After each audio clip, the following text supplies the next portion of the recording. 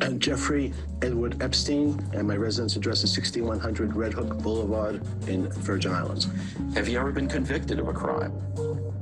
Hello everyone, welcome back to the chase.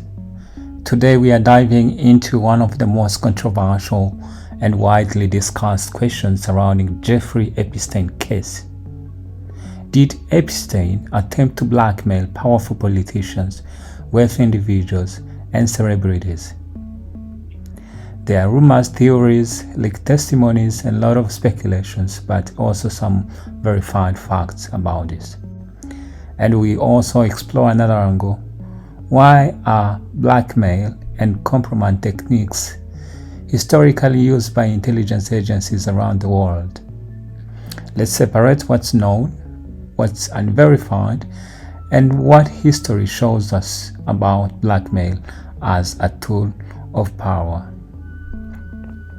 But first, let's ask ourselves, who was Jeffrey Epstein?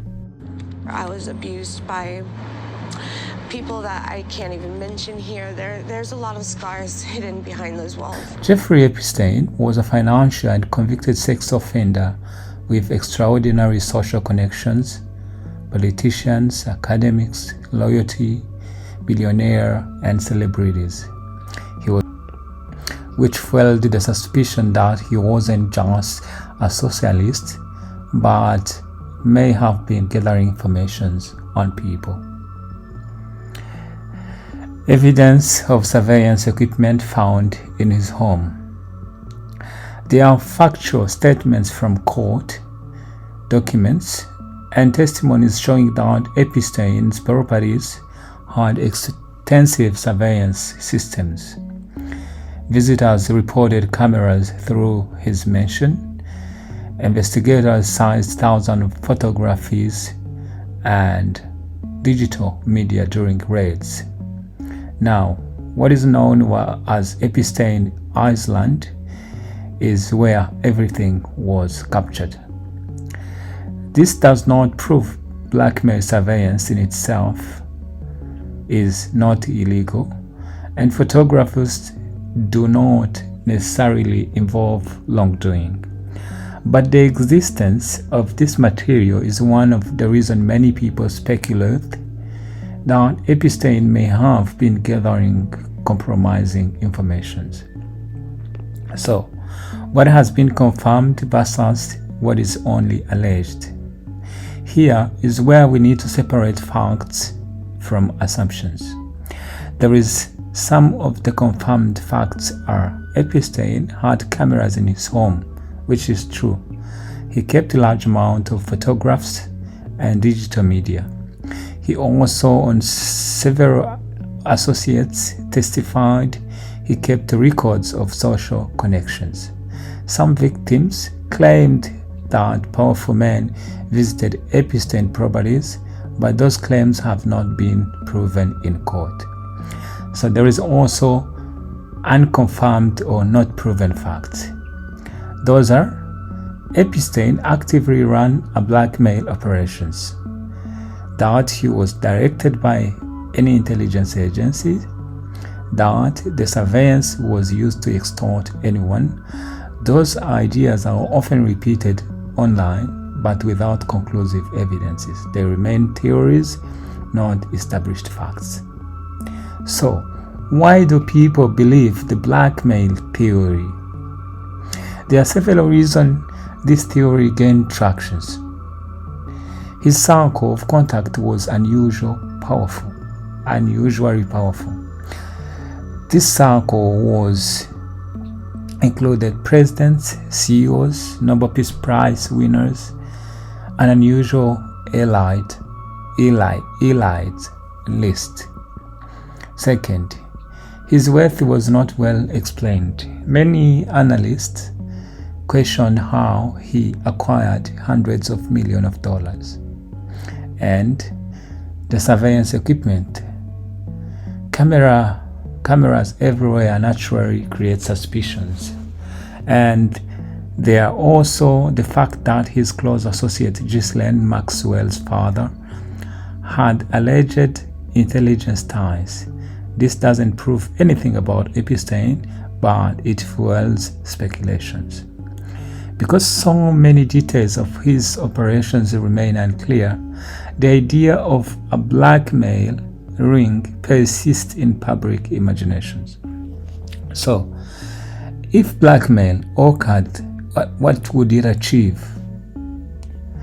If Epstein were leveraging blackmail, again not proven, the goal would be influence. Compromising materials could, in theory, be used to secure the following: 1. Access to networks. 2. Political favors. 3. Business opportunities. And 4. Protection from consequences.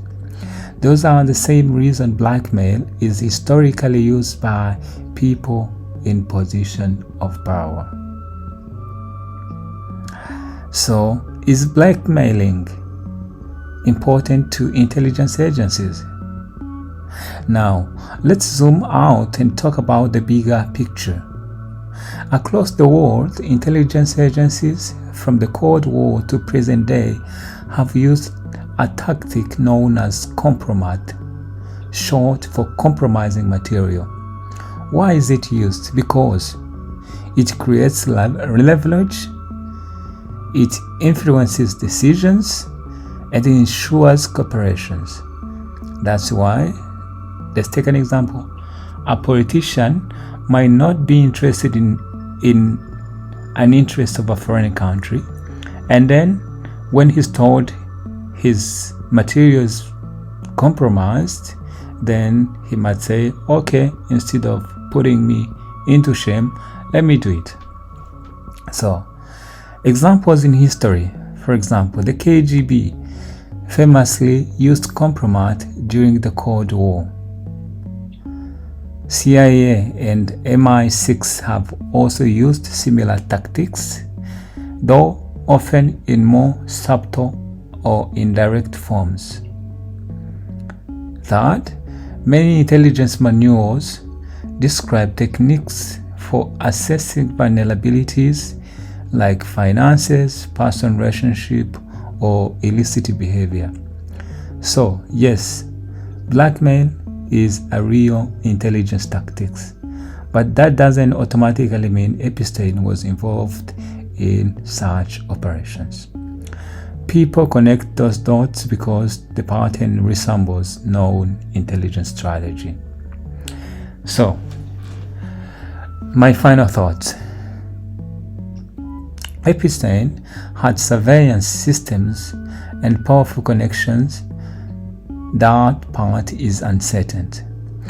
Whether he ran a blackmail operations is not proven, though many people believe it's because of the suspicious circumstances. Intelligence agencies do, historically, use blackmail techniques, but that does not mean automatically link Epstein to them. The truth is, much of the Epstein story remains unproven, sealed, or unknown, and until more evidence is released, we have to distinguish between facts and suspicious. Here is to remind you that on this Tuesday,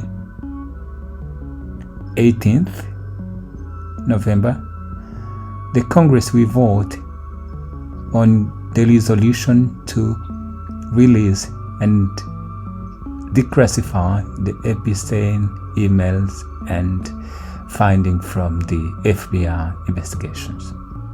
There is a fight right now in the Congress of people who are voting with the Democrats to release the email.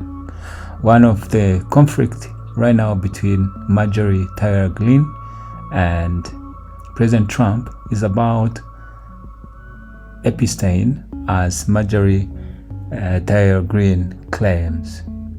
This congresswoman says, unfortunately, President Trump has called her a traitor and a betrayer to Republican Party, while she claims that she's standing for the victim of Epstein.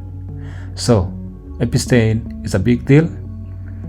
Epstein file is an issue for American politics, and Epstein case remain influential in the decision making of United States politics. Thank you so much.